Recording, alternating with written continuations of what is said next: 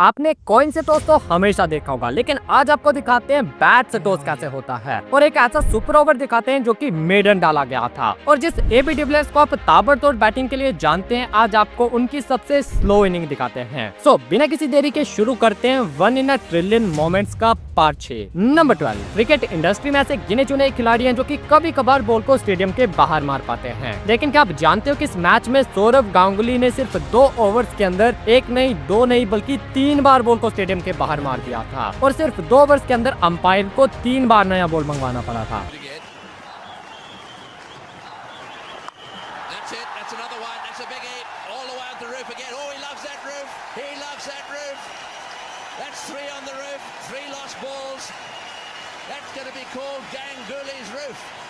Number 11। आपने देखा होगा कि जब बैट्समैन 90s में पहुंच जाता है तो वो थोड़ा संभाल कर खेलने लगता है ताकि वो अपनी सेंचुरी पूरी कर सके, लेकिन भाई वीरेंद्र सहवाग एक ऐसा प्लेयर था जो कि हमेशा कोशिश करता था कि बाउंड्री मारकर इस माइलस्टोन को अचीव किया जाए। सहवाग ने अपने कैरियर में कई बार चौका या छक्का मारकर अपनी 50 या सेंचुरी पूरी की है, लेकिन इस बंदे ने इस मैच में तो हद ही कर दी थी। पाकिस्तान के अगेंस्ट इस टेस्ट मैच में सहवाग 183 पर बैटिंग कर रहे थे और इसके बाद सहवाग ने अपने 200 तक पहुँचने के लिए लगातार 4 चौके जड़ दिए और मुल्तान के टेस्ट में जब सहवाग ने 300 रन बनाए थे तब भी उन्होंने वो छक्के से पूरे किए थे। There it is. Huge six. 300. And can you believe it? He got a 100 with a 6. He ramped it over third man. He made his mind up. The audacity to think about just launching one over deep mid on.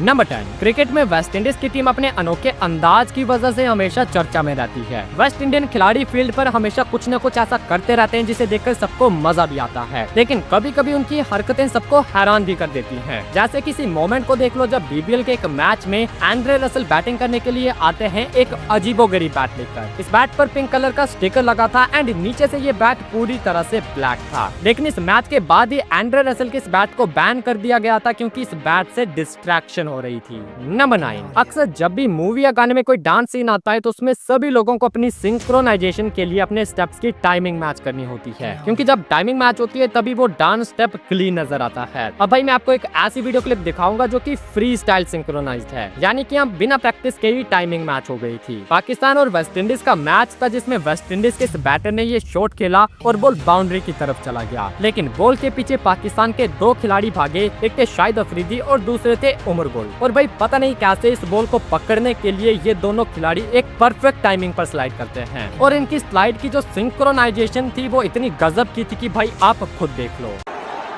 Also deep mid wicket. Right, he's moving a lot. He's hitting the gap. So who's to complain? That should be good for 2 here. Either Freedy, both go down. No, one of you's got to be up for the throw.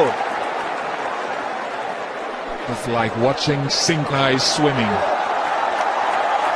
Number 8। अब ये वाला जो moment है ये rare तो है ही, लेकिन इसके साथ ही आपको फनी भी लगेगा और थोड़ा सा एम्बैरेसिंग भी। बात है करीबन 1990 की, जब एडिलेड में पाकिस्तान और श्रीलंका के बीच एक मैच चल रहा था। आजकल तो आप देखते होंगे कि बाउंड्री लाइन के लिए ये रोप लगाई गई होती है और इस रोप और फेंसिंग के बीच काफी गैप भी छोड़ा जाता है, लेकिन पहले के टाइम में पूरे ग्राउंड को प्ले में लिया जाता था और जो फेंसिंग होती है वही बाउंड्री लाइन भी हुआ करती थी, जो कि इस मैच में भी था। अब इस मैच में श्रीलंका के एक बैट्समैन ने ये स्वीप शॉट खेला और बॉल बाउंड्री की तरफ जा रहा था। बॉल के नीचे पाकिस्तान के सईद अनवर आ रहे थे और वो कैच पकड़ने के चक्कर में बाउंड्री लाइन को ही भूल गए। जैसे ही सईद अनवर ने कैच पकड़ने के लिए पीछे की तरफ जंप किया, वैसे ही वो बॉल के साथ इस बाउंड्री फेंसिंग के पीछे पलट गए और उनका जो ट्राउजर था वो फेंसिंग के ऊपर ही लटका रह गया।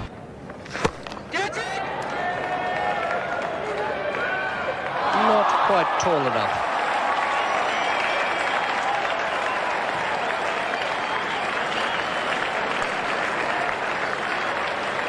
Good effort to get it into his hand. Number 7। अब इस वीडियो को आप ध्यान से देखना। ये मोमेंट है इंडिया वर्सेस इंग्लैंड के बीच हुए 2011 टेस्ट मैच का। इससे पहले की आखिरी बॉल थी, ओवेन मॉर्गन 18 पर बैटिंग कर रहे थे और इयान बेल का स्कोर था 137। ईशांत शर्मा की लास्ट बॉल पर मॉर्गन ने ये शॉट खेला और रन लेने के लिए भागने लगे। बॉल बाउंड्री की तरफ जा रहा था, लेकिन प्रवीण कुमार ने डाई मारकर बॉल को रोकने की कोशिश करी, बट प्रवीण कुमार को लगा कि शायद वो बॉल को रोक नहीं पाए और बॉल बाउंड्री से टच हो गया। तो प्रवीण कुमार ने आराम से बॉल को उठाया और कीपर की तरफ थ्रो कर दिया। अब जो बैट्समैन थे उन्होंने भी यही समझा कि शायद बॉल जो है वो बाउंड्री से टच हो गया है। तो ऐसे में इयान बेल जो कि चौथे रन के लिए भाग रहे थे, वो भागते हुए बीच में आकर रुक गए और वापस ड्रेसिंग रूम की तरफ जाने की तैयारी करने लगे, क्योंकि टी से पहले की ये लास्ट बॉल थी। लेकिन तभी wicket keeper MS Dhoni run out के लिए अपील करते हैं। अब यहाँ एक्चुअल में हुआ क्या, वो थोड़ा स्लो मोशन में देखते हैं। प्रवीण कुमार के इस एफर्ट ने बॉल को रोक लिया था और बॉल बाउंड्री से टच नहीं हुआ था। इयान बेल रन लेने के लिए अपनी क्रीज छोड़कर आए थे और बॉल अभी तक डेड नहीं हुआ था, और जैसे ही धोनी के पास थ्रो आई तो उन्होंने बेल्स को गिरा दिया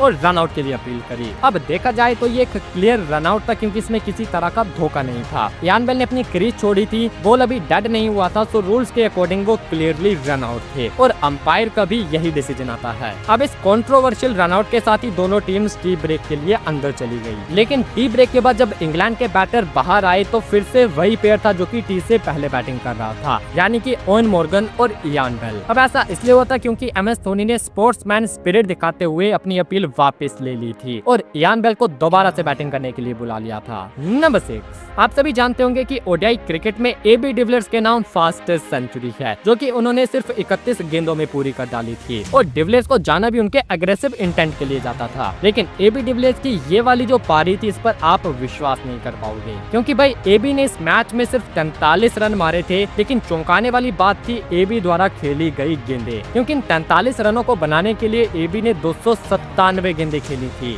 वेल ये पारी 2015 में खेले गए इंडिया वर्सेस साउथ अफ्रीका के चौथे टेस्ट मैच की, जिसमें साउथ अफ्रीका के सामने इंडिया ने 481 का टारगेट सेट करा था और इंडियन पिचेस पर इस टारगेट को चेस करना ऑलमोस्ट इम्पॉसिबल था, क्योंकि इंडियन स्पिनर्स को काफी ज्यादा मदद मिल रही थी। तो साउथ अफ्रीकन टीम शुरू से इस मैच को ड्रॉ करने के लिए खेल रही थी और इसी वजह से डिविलियर्स ने 297 गेंदें खेलकर सिर्फ 43 रन मारे थे। हालांकि उनकी ये पारी मैच को बचा नहीं पाई और इंडिया 337 रनों से इस मैच को जीत गई थी। नंबर 5, अब ये जो कोइंसिडेंस है ना भाई, ये आपके दिमाग की नसों को हिला कर रख देगा। 2018 में अफगानिस्तान और जिम्बाब्वे के बीच एक सीरीज खेली गई और इस सीरीज के फर्स्ट ओडीआई मैच का स्कोर कार्ड देखो। अफगानिस्तान ने 5 विकेट खोकर 333 रन बना दिए थे और फिर इस टारगेट को चेस करते हुए जिम्बाब्वे 179 पर ऑल आउट हो गई थी और अफगानिस्तान ने इस मैच को 154 रनों से जीत लिया था। आई नो कि इसमें ऐसा कोई खास कोइंसिडेंस नहीं छुपा, लेकिन आप इस सीरीज के दूसरे ओडीआई मैच का स्कोर कार्ड देखो। इस बार जिम्बाब्वे ने पहले बैटिंग करी और 5 विकेट के नुकसान पर 333 रन बना दिए और भाई पता नहीं कैसे, लेकिन चेस करते हुए अफगानिस्तान को भी जिम्बाब्वे ने 179 पर ही ऑल आउट कर दिया था और इस मैच को भी उन्होंने 154 रनों से ही जीता था। मतलब भाई आप खुद सोचो कि इससे परफेक्ट रिवेंज मोमेंट भला क्या हो सकता है।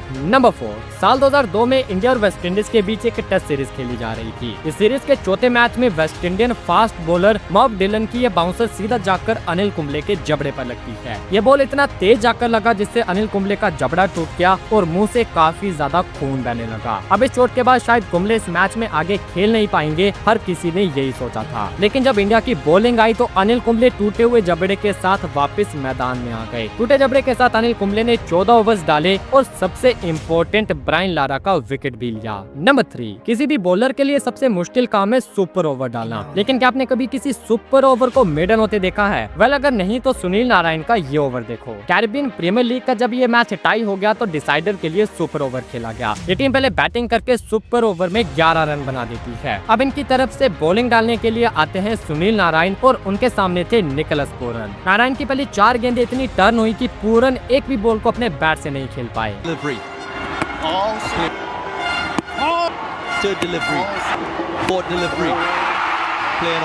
अब जैसे तैसे करके पूरन ने 5वीं बॉल पर एक शॉट खेला, लेकिन बॉल जाता है सीधा फील्डर के हाथ में। इसके बाद नारायण ने लास्ट बॉल भी डॉट डाल दी और वो सुपर ओवर को मेडन डालने वाले पहले बॉलर बन गए।